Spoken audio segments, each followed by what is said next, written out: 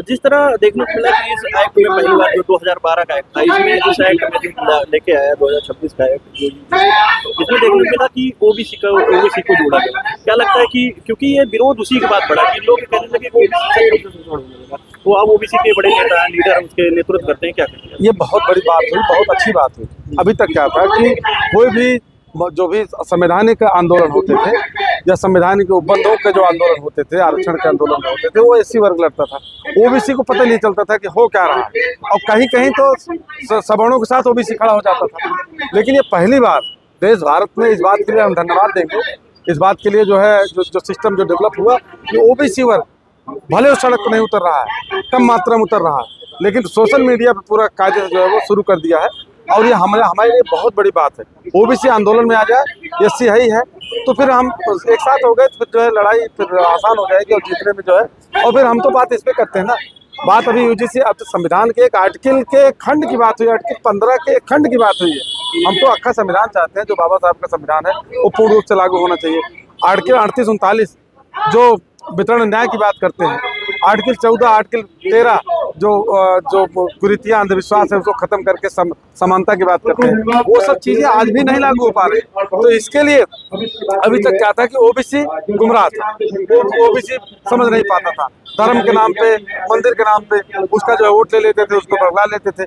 लेकिन अब ओबीसी ये समझ में आ रहा है कि नई लड़ाई जो है हमको संविधान के में जो हमारे प्रावधान दिए गए, जो हमारी व्यवस्थाएं दी गई संविधान में, जो बाबा साहब ने प्रावधान संविधान में किया है, हमको उसके लिए लड़ाई लड़नी है, उसके लिए संघर्ष करना है। जिस तरह देखने को मिला है कि जो लोग नारा लगाते थे बटो के और की जो चाशनी में डुबो कर रखते थे ओबीसी को, क्या लग रहा है उनसे अब ओबीसी से टिकता हुआ नजर आ रहा है क्या? बिल्कुल बिल्कुल, ये एकदम ये चीजें जो है जिस तरीके से उन लोगों ने सवर्णों ने जिस तरह से दंगा नाच किया, जिस तरह से भद्दी भद्दी गालियां दिया, जिस तरीके से यहाँ तक कि मोदी जी को जो देश के प्रधानमंत्री थे, भाई साहब मैंने इतना ही कहा था कि जो गलत लोग हैं, जो संविधान विरोधी लोग हैं, उनके बारे में टिप्पणी किया था। हमारे ऊपर FIR हो गई, हमारे खिलाफ जो है सस्पेंशन का ऑर्डर हो गया, हमारा घर हमारी गिराने की। इतना भारत के प्रधानमंत्री को इतनी भद्दी भद्दी गाली, तलवार लेकर के भाग रहे हैं, इस तरह से युक्त कर रहे हैं ना, ये लाइसेंस चाहते हैं।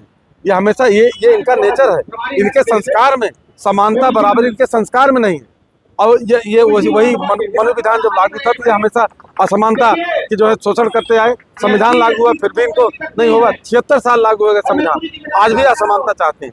जिस तरह देखने को मिला कि अपर कास्ट के जो चाहे शंकराचार्य उन्होंने यूजीसी एक्ट का विरोध किया, चाहे उनके कर्मचारी वर्ग हो उन्होंने बड़े पैमाने पर विरोध किया, या मेंबर ऑफ पार्लियामेंट उनके कई जो मेंबर ऑफ पार्लियामेंट खड़े होकर पार्लियामेंट में यूजीसी के विरोध में बोल रहे हैं। वहीं देखने को मिला 121 सांसद SC/ST के और ओबीसी के बहुत सारे सांसद चुनकर मेंबर ऑफ पार्लियामेंट जाते हैं, या बहुजन समाज की जो पार्टियां हैं, चाहे बहुजन समाज पार्टी हो चाहे अखिलेश यादव जी हो, तो पीडीए की बात कर रहे हैं, वो लोग इस पर इसके समर्थन में बिल्कुल नहीं बोल रहे हैं। क्या कहेंगे इनका दोहरा चरित्र? देखिए दोहरा चरित्र लोग डरे हुए हैं, और सबसे बड़ी बात है कि हमारी संख्या 88% 90% है, लेकिन इनको अभी 5% 7%, चूंकि वो जागरूक है, उनके पास ब्रेन है, वो हमारे पिछड़े लोगों को SC OBC माइनॉरिटी को कन्वर्ट करने की क्षमता रखते हैं।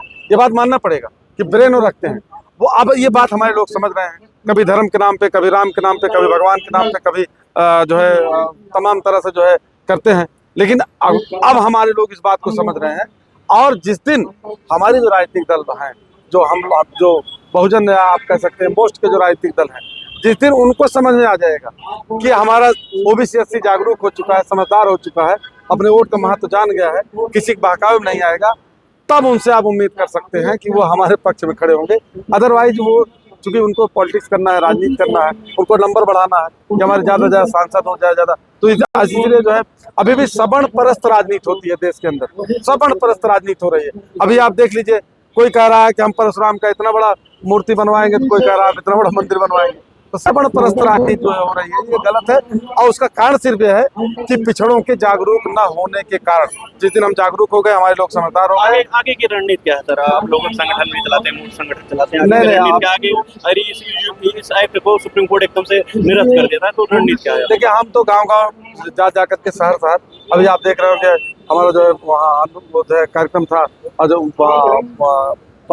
फैजाबाद में, अभी प्रयाग में हमारा कल कार्यक्रम है झूसी में, और फिर इसके बाद गोरखपुर में। लगातार हमारे कार्यक्रम जब छुट्टी मिल रही है हमको, लगातार हम कार्यक्रम लगा रहे हैं, और कार्यक्रम के माध्यम से हम लोगों को जागरूक कर रहे हैं, लोग समझदारी पैदा कर रहे हैं, और इस बात के लिए तैयार कर रहे हैं कि संविधान आज भी तक जितनी सरकारें आई हैं, जितने लोग आपने वोट दिया, वो लोगों ने ईमानदारी संविधान को लागू नहीं किया।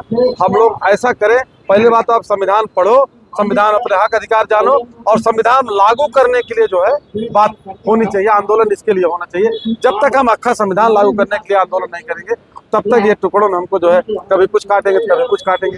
ये सरकार की इच्छा शक्ति, और ऐसी सरकार हमको बनाने की जरूरत है। हमको इस बात को जो है सड़कों पर उतर करना चाहिए कि संविधान अगर लागू करोगे तो आपको हम वोट देंगे, नहीं लागू